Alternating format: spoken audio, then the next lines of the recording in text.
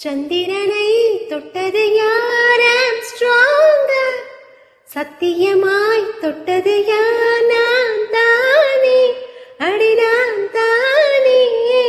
கனவு தேவதையே, நிலவு நீதானே, உன் நிழலும் நான் தானே. கனவு தேவதையே, நிலவு நீதானே, உன் நிழலும் நான் தானே.